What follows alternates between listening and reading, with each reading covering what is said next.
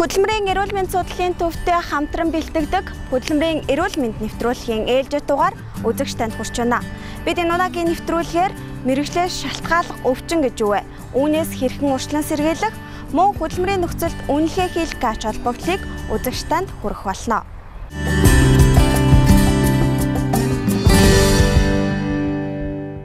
Хөдөлмөрийн нөхцөлийн үнэлгээ гэж юу вэ? Аж ахуй нэгж байгууллага үйлдвэрлэл явуулахдаа ямар техник, технологиг хэрэглэн үйлдвэрлэлээ явуулж байгаа, ажлын орчин хүний эрүүл мэндэд хэрхэн нөлөөлөхийг шинжилгээ ухааны аргуудаар үнэлгээ өгөхийг хэлдэг байна. За хөдөлмөрийн нөхцөлд үнэлгээг хийлгэснээр гарч болох эрсдлээс урьдчилан сэргийлэх, за мөн ажлын орчин сайжруулахад чиглэгддэг байна. Хөдөлмөрийн нөхцөлийн үнэлгээ гэдэг маань яг юу хэлж байгаа вэ гэхээр аж ахуй нэгж байгууллагууд маань одоо ямар техник технологи ашиглаж байна тийм ээ, ямар одоо төвхөн эдийг ашиглаж үйлдвэрлэл үйл ажиллагаа явуулж байгаа юм, тэр ажлын орчин одоо хүний эрүүл мэнд хэрхэн нөлөөлж байгааг холбогдох шинжилгээ ухааны аргуудаар судалж тогтоохыг бол хөдөлмөрийн нөхцөлийн үнэлгээ гэж ингэж хэлж байгаа. Ажлын байран дахь хөдөлмөрийн нөхцөлийн үнэлгээг хөдөлмөрийн эрүүл мэнд судлалын төв болоод мэрэгжлийн хэлтийн ерхий газраас үнэлгээ хийж тогтоодгоо. За мэрэгжлийн хэлтийн ерхий газрын албаны хүмүүсийн мэдээлж байгаагаар хөдөлмөрийн аюулгүй байдал эрүүл ахуйн тухай хуулийн хэрэгжилт хангалтгүй байгааг хэлж байна. За тодруулах юм бол ажлын байр шинээр бий болгож байгаа болон за хөдөлмөрийн нөхцөлд өөрчлөлт орж байгаа тохиолдолд жилд нэгээс доошгүй удаа хөдөлмөрийн нөхцөлд үнэлгээ хийлгэн гэсэн байдаг. За тэгвэл энэ хуулийн хэрэгжилт хангалтгүй байгааг хэлж байна. За хуулийн хэрэгжилтийн юунаас аваад үзэх юм бол одоо заалтаар наваад үзэх юм бол ажилчдын эрүүл мэндийн үзлэгт оруулах асуудал нэлээд жоохон учир дутагдaltaй. Энэ заалтын хувьд бол нэлээд одоо хуулийн хэрэгжилт хангалтгүй гарсан үзүүлэлтүүд байдаг. За хоёрдугаарт нь бол ажлын байрандаа хэмжил шинжилгээгээ хийх. За энэ асуудал дээр бас нэлээд учир дутагдaltaй байдаг. Яагаад гэвэл энэ бол хоёр талтай юм л да. Нэг талаас бол энд хэмжил шинжилгээ хийдэг яг улсын одоо байгууллага гэх юм бол одоо манай мэрэгжлийн хэлтийн газрын дэргэд байгаа нэг лаборатори байна. За мөн хөдөлмөрийн эрүүл мэндийн судлалын төвийн одоо хөдөлмөрийн эрүүл ахуйн судалгааны одоо хэлтс байдаг. Одоо энэ хөдөлмөрийн нөхцөлийн үнэлгээтэй холбоотой эрх зүйн зохицуулалтын хувьд бол нэгдүгээр хөдөлмөрийн аюулгүй байдал эрүүл ахуйн тухай хууль байгаа. Энэ хуулийн 31-р зүйл дээр бол энэ үнэлгээтэй холбогдсон заалтууд орсон байдаг. Тэгэхээр энэ дээр ямар заалтууд байдг вэ гэхээр байгууллагуудын одоо ажлын байр өөрчлөгдөх юм уу, шинээр бий болох юм уу, эсвэл үйлдвэрлэл үйлчилгээний чиглэл өөрчлөгдөх юм уу, эсвэл химийн хортой аюултай байс ашиглаж үйл ажиллагаа явуулж байгаа тохиолдолд одоо хөдөлмөрийн нөхцөлийн үнэлгээ хийх ёстой гэсэн юм заалт байдаг. Энэ заалтын дагуу бол үнэлгээг тавьж байгаа. Яалтчгүй одоо нөгөө ажлын байран дээрх эрсдэл, нөгөө аюулгүй ажиллагаа талаас ямар эрсдэл байгаа, ажлын байран дээр одоо хүний эрүүл мэндэд сөргөөр нөлөөлөх тэр эрсдэл хүчин зүйлс нь одоо ямар хэмжээнд байгаа гэдгийг одоо судалгаа шинжилгээний аргаар судалж тогтооно. Тэгсний үндсэн дээр тэр одоо нөхцөлийг эрсдэл хүчин зүйлсийг арилгах, бууруулах талаар бол үнэлгээ зөвлөмжүүдийг бол өгж байгаа.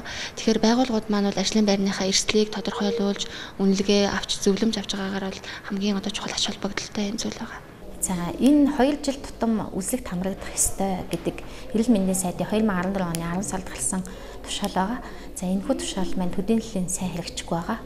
Тэгэхээр одоо эрүүл мэндийн сайд, эрүүл мэндийн яам болон тийм ээ хөдөлмөрийн яамны зүгээс аж ахуй нэгж байгууллагуудад 2 жил тутам үзлэг хийхийг одоо анхааруулах. За энэ тал дээр бас мэдээллийг илүү сайн тарах шаардлагатай байна.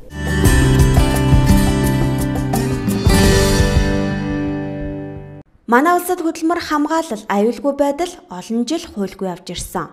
Нэг гол хорвшиг нь бол энэ юм а. Харин 2008 онд хөдөлмөрийн аюулгүй байдал эрүүл ахуйн тухай хууль батлагдсан. За ингэснээр манай улсад хөдөлмөрийн нөхцөл хуулийн эрх зүйн зохицуулалттай болжээ. Гэвч өнөөдрийн байдлаар дээрх хуулийн хэрэгжилт хангалтгүй байгаа нь харамсалтай. Хэрвээ хим бодис дотроо одоо хүний биед дамжиж ороод одоо хор тавдар үүсгдэгч байд юм уу тийм ээ.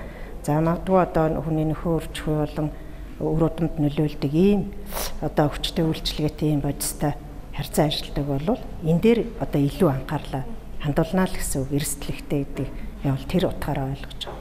За шуугаан өндөртэй жишээлбэл үйлдвэрлэлийн ажлын байранд 85 децибел 8 цаг ажиллахад 85 децибелийг бол одоо зөвшөөрөгдөх хэмжээ гэж манай улсын стандартад тогтоосон байдаг.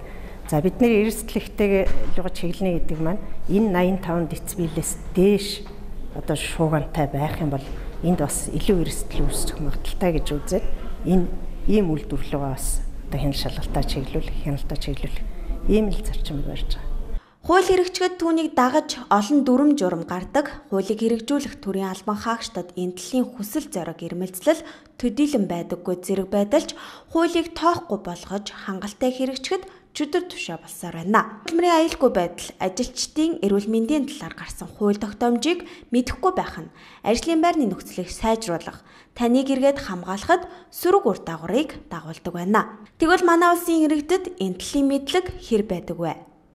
Би яг дотор нь орж ажиллаж байгааг болохоор мэдэхгүй байна. Гайгүй ахаа л гэж бодчих шүү дээ. Хоёр тэгэхээр мэрэгчлээ шалтгааллах өвчин туссан тохиолдол хаана хандхаа та юу мэддэг вэ? Угаасаа албан байгууллагуудаараа яваад эмнэлэгт үзүүлээл тэгэл угаасаа юу яадаг үстэй. Хөдөлмөр хамгааллын орчин хэр ер нь хангалттай байдаг гэж бодож байна? Хангалттай. Яагаад гэвэл хууль эрхтэн орчинд бүрддэг. Тэгээд дандаа нэг рүү чигтэй тийм л гадаг шүү дээ. Мэргэжлийн шалтгааллах өвчлөл одоо гарах үндэс нь одоо энэ хөдөлмөр хамгааллаа хангаж ажиллаагүйгээс холбоотой шүү дээ тий. Ингэж мэргэжлийн шалтгаалсан өвчин туссан тохиолдолд ер нь хаана хандхаа та мэдв үү? Одоо би сайн мэдэхгүй. Хөдөлмөр хамгааллын орчин ер нь бол жоохон тааруу идэв шүү дээ. Одоо жишээ нь барилгуудын шин баригч барилгууд ч одоо ямар хөө байгаа юм лээ тийм ээ. Ер нь бол тааруу л байгаа гэж бодож байна. Хөдөлмөр хамгаалал хангаж ажиллаагүйгээс мэргэжлийн шалтгааллах өвчин үүсдэг шүү дээ. Хэрвээ яг ингээд мэргэжлийн шалтгааллах өвчин туссан тохиолдолд хаана хандхаа ер нь мэддэг үү? Мэргэжлийн хяналтын ерөнхий газар энэ хүмүүсийн ерөнхийдөө нэг хяналтаа үүж ажиллах байхаа гэж бодож байна. Иргэдийн хувьд энэтлийн мэдлэг дутмаг байна. Нэг ёсондоо ажилчид өөрсдийн эрх ашиг хамгааллыг тусгасан хөдөлмөрийн харилцааны хуулийнхаа талаар мэддэггүй. Эрх ашиг нь зөрчигдлөө гэхэд хэн ямар хариуцлага хүлээх, хаана хандах зэргийн наад захын мэдээлэлгүй явж явах жишээтэй. Ажлын байран дээр одоо эрүүл ахуйн хэмжил судалгаа хийгдэж байгаа. Жишээлбэл одоо шуугиан ч гэдэг юм уу, доргион нь, тоос нь, хэмийн байц нь одоо ажлын байран дээр эрүүл ахуйн стандарт шаардлагад нийцэж байна уугүй юу гэдгийг судалж тогтооно. Тэгэхээр эрүүл ахуйн стандарт шаардлагаас давсан хүний эрүүл мэндийн сөргөөр нөлөөлөх хүч хэмжээнд байх юм бол бид нар одоо бууруулах тийм ээ, сааруулах тэр одоо арга зам зөвлөмжүүдийг бол чиглүүлж өгж байгаа ажиллагч нарт.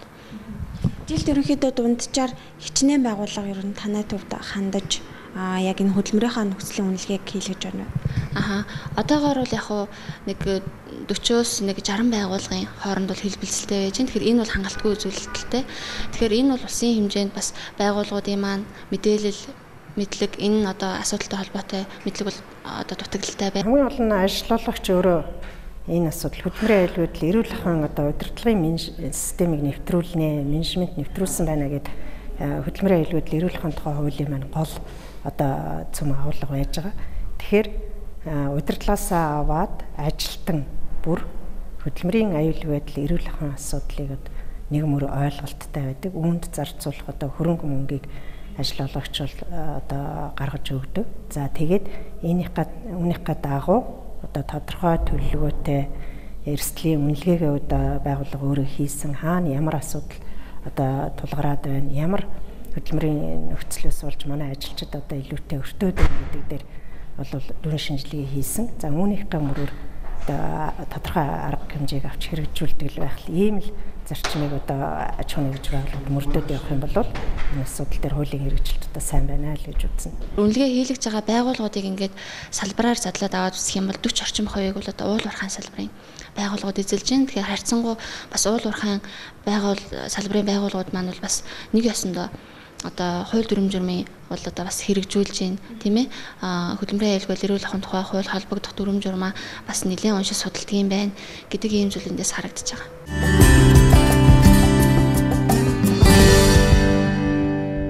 Хөдөлмөрийн аюулгүй байдлыг хангаж ажилдгаараа дэлхийд тэргүүлдэг улс бол Герман улс юм а.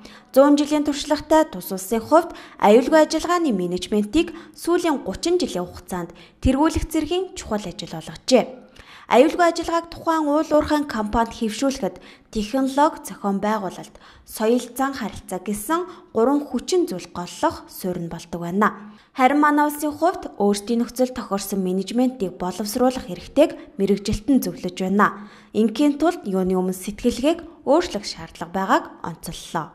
Yeah, we worked for about more than 100 years. Миний хувьд хөдөлмөрийн эрүүл мэнд судлалын төв зөвлөхөөр ажиллаж байгаа. Герман улс хөдөлмөрийн аюулгүй байдлын талаар 100 жилийн туршлагатай. За бид 100 жилийн турш энэ үйл ажиллагааг явуулж байж өнөөгийн хөдөлмөрийн аюулгүй байдлын системийг бүрдүүлсэн. Манай улсын хувьд ажиллагсад болоод ажил олгогчдын аль олонд нь хандсан системтэй. За харин Монгол улсын тухайд хөдөлмөрийн аюулгүй байдлын тухай хууль тогтоомж хангалттай байгаа. Хамгийн гол нь хэрэгжилт дээр анхаарах шаардлагатай. Герман улсад ч мөн адил хуулийн хэрэгжүүлэхэд хугацаа шаардагдсан. Аюулгүй ажиллагааг хангаагүй ажил олгогчдод шийтгэл ногдуулдаг тогтолцоотой. Энэ мэтчлэн Герман улсад тохирсон системтэй тэрнтэй ижил Монгол улсын үндэсний онцлог тохирсон аюулгүй байдлын системийг бүрдүүлэх шаардлагатай. За би үүн дээр ч зөвлөгөө өгч ажиллахад бэлэн байна. Ажил олгогч ажилчин үйлдвэрчний эвлэл аюулгүй ажиллагааг хариуцсан мэргэжилтэн хамтран за нэг байгууллагад аюулгүй байдлыг нэвтрүүлж чадвал бусад байгууллагуудтай халдварлах болно. За ингийн тулд сая хэлсэнчлэн ажил олгогч ажилчин үйлдвэрчний эвлэл болоод аюулгүй ажиллагааг хариуцсан мэргэжилтнүүд хамтарч ажиллах шаардлагатай гэж харагдаж байна. Хөдөлмөрийн аюулгүй ажиллагаа эрүүл ахуйн тухай сэдвийг бид орхигдуулдаг. Харин осол эндэл гарах үед л үүнийг илүүтэйгээр анхаарлынхаа төвд оруулдаг нь нууц шимба. Нэргсэн хойно нь хашгирах бус нэргээс өмнө урьдчилан сэргийлэх боломж байгаа. За Герман улсын хувьд ч аюулгүй ажиллагааны зөв менежментийг хэрэгжүүлснээр осол эндлийг сүүлийн 15 жилийн хугацаанд 93%-аар бууруулж чаджээ.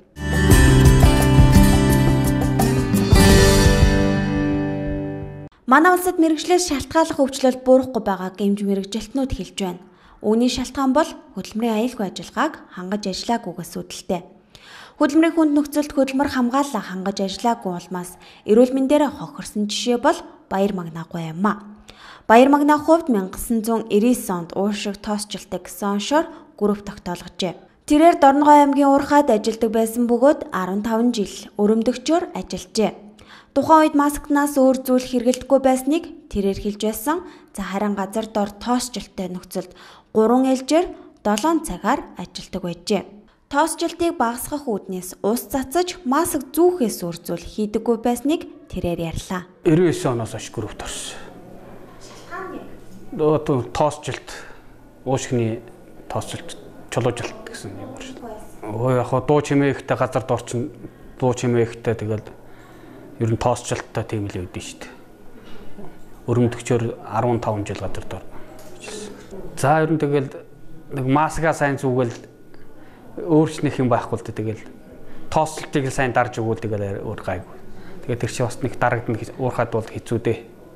Хуучин тийм л байсан одоо ямар байгаа бол мэд. Хөдөлмөрийн эрүүл мэнд судлалын төвөөр сүүлийн 5 жилийн хугацаанд 150 аж ахуйн нэгж байгууллагын 2867 ажлын байранд физик-химийн хэмжил шинжилгээ хийснээс 1605 буюу 55.9% нь ажлын байр эрүүл ахуйн стандартын шаардлагад нийцээгүй байжээ. Энэ бол мэргэжлээс шалтгааллах өвчин үүсэх гол нөхцөл юм а. За тухайн хөдөлмөрийн үйл ажиллагаа болон үйлдвэрлэлийн орчны химийн хүчин зүйлийн нөлөөллийн нийлбэр нийлээд хүний бие махбодод өвчин эмгээг үүсгэж болно. Энийг бол мэргэжлээс шалтгаалсан өвчин юм. За мэргэжлээс шалтгаалсан өвчин үүсэх нөхцөл нь бол үйлдвэрлэлийн орчны эрүүл ахуй, хөдөлмөрийн аюулгүй байдал тэгээд байдалтай салшгүй холбоотой байдаг. За үүнд нэгдүгээрт бол тоосонцор, хоёрт нь физикийн хүчин зүйл, химийн хүчин зүйл, эргэтэн тогтолцоо болон мэдрэл сэтгүүн хийх тачаалал, биологийн хүчин зүйл зэрэг хүчин зүйлүүдээс шалтгаалan үүсч болдог. Мэргэжлээс шалтгаалсан өвчин гаргахгүй байх, энэс үлчин сэргийлэх гол нөхцөл нь бол үйлдвэрлэлийн техник технологийн шинжилэлт бол тасралтгүй явагдаж байх ёстой. Энийг бол манай аж ахуйн нэгж байгууллагууд уул уурхай гих мэттэй химис нөхцөлтэй бүх аж ахуйн нэгжүүд энэ технологийн шинжилэлээр байнга анхаарч хэрэгтэй. За хоёрт нь нэгэнт одоо тухайн химис нөхцөлийн их ус өрөөс бид нэр арилгаж чадахгүй нөхцөлд ажиллуулж байгаа тохиолдолд дамжих зам чиглэсэн арга хэмжээ авч яадаг. За энийг мөн одоо аж ахуйн нэгж байгууллагууд маань хийж явах хэрэгтэй. За гуравт нь бол хувь хүн чиглэсэн арга хэмжээ гэж яддаг. Энд бол хувь хүний хувийн хамгаалах хэрэгсэл, за хувь хүний өөрийн амьдралын хэв маяг, за ажлын байран дээр аюулгүй ажиллагаа эрүүл ахуйн дүрм журмаа мөрдөж ажиллах эдгээр нь бол ордог. За хувийн хамгаалах хэрэгсэлд бол малгай, бэлий, хошууч тийм ээ хамгаалтын гутал эдгээр нь бол яг л стандартынхаа дагуу тухайн ажилтныг хэрэгжилж хэвшиж заншилсан байх юм бол энэ өвчнөөс сэргийлэх боломжтой байдаг. Хөдөлмөрийн эрүүл мэндийн судлалын төвд мэрэгчлээс шалтгааллах өвчин тогтоолгосон 9799 тохиолдол байна. Өнөөдрийн байдлаар идэвхтэй хяналтанд 4274 иргэн байгаа бол сүүлийн 5 жил шинээр 198 хүн мэрэгчлээс шалтгааллах өвчин тогтоолгожээ. Тус төвд хандаж байгаа өвчтнүүдийн дийлэн хувь нь уушиг тоосч өвчнөтэй гэж онцлогддог байна. За мэрэгчлээс шалтгаалсан өвчтний одоо 9800 орчим тохиолдлын маань 70% нь бол тоосчлтын шалтгаантай гулс хоолой алхаг өрөвсөл уушиг тоосч өвчин онцлогдсон байдаг. Эдгээр нь бол уул уурхай болон дулааны цэглэн станцын ажилчдад ойролцоогоор 35-аас 45 насны хүмүүст илүү их онцлогдсон байдаг. Ерөнхийдөө 2005-2006 он хүртэл үйлдвэр тухайн үед ажиллаж исэн үйлдвэр уурхаанууд ихэнх нь нас хаагдчихсантай холбоотой тэр үед бол өвчлөл их бүртгэгдэж байсан байдаг. За одоо бол нэгэнт ажлах систем маань одоо тий дараагийн одоо үе галчилсан ажлах систем маань насжилт одоохондоо бол бас яг эд насны ажиллаж байгаа хүмүүс байна. Тийм ээ мэрэгжлийн шалтгаалсан өвчин энийг үүсгэхэд бол цаг хугацаа хамгийн чухал үүрэг гүйцэтгэдэг. Үүнтэй холбоотой одоохондоо одоогийн нөхцөлд яг мэрэгжлийн шалтгаалсан өвчний тухайд бол огцом ихсэн юм уу, огцом буулсан тохиолдол бол одоо байхгүй байгаа. Тус төвд баяр магнатын ижил онштой өвчтнүүд зохилтгоо. За энэ бол манай улсад уул уурхайн салбар эрчимтэй хөгжиж байсныг илтгэж байна. За нөгөө талдаа хөдөлмөр хамгааллыг орхигдуулж байсан нь харагдаж байгаа юм а. Тухайн үед хөдөлмөр хамгааллын талаар ямар нэг дөрвтэй ажил хийдэггүй байснаас үүдэж өнөөдөр уушиг тоосчих өвчин зөнхөлж байна. 2000 оноос хойш одоо хүртэл ингээд үзүүлээд дэмжлэгээ хийлгээд явж байгаа. Энэ мэрэгжлийн шалтгааллах гэдэг уушиг нөгөө тоосчлолтоо нуруу артикулит гэдэг 2 онцтой ингээд явдаг. Би 86 оноос эхлээд мэрэгжлийн шалтгааллах өвчний группт орсон. Ажиллаж байсан орчин болохоор хажуулааны гүний уурхад нэвтрэгч өрөмдөгч хийдэг байсан. Тэр үед бол яг Оросуудтай цог ажилдаг. Яг усаар өрөмддөг байсан л да. Тэгсэн ч гэсэн тэгээд уурхай бол тосч бол усаар өрөмдсөн ч гэсэн маш их хийдэг байсан. Тийм үнээс болоо тэгэл уушиг мутаж гөрөвдөрсөн да. Орчин бол тэр үед хэцүү байсан шүү дээ. Тоос, шороо, ус гэл бүх юм л байдаг байсан юм чи хэцүү л байсан. За ер нь маск л нэг зөвүүл зөвөндөө тэр үед өөрчлөх юм байдгүй байсан юм чи. Эмчилгээний талын юм бол тэр үед хийдэг байсан шүү дээ. Зүгээр өрчлөн сэргийлэх ажлын юм дээр хөдөлмөр хамгааллын талаас л одоо маск зөвлөгн тиймэрхүү юм. Уурхайн гүнд 3 ээлжээр ажиллана л да. Тэгээ нэг ээлж нь 7 цаг яг газрын дор тасралтгүй 7 цаг ажиллал гарч ирдэг. Одоо ч гэсэн тийм л байгаа. Хөдөлмөрийн эрүүл мэндийн асуудал зөвхөн ганц нэг байгууллагын ажил биш. За энэ үйл хэрэгт ажил олгогчид үйлдвэрчний эвлэл, төрийн байгууллагуудын оролцоо чухал үүрэгтэй. 3 сая хүн амтай Монгол улсын хувьд жил бүр 50-аас 60 хүн үйлдвэрийн ослоор амнасаа алдаж, 50000 гаруй хүн хөдөлмөрийн чадвараа алцаар авах. Энд таны үүрэг оролцооч чухал.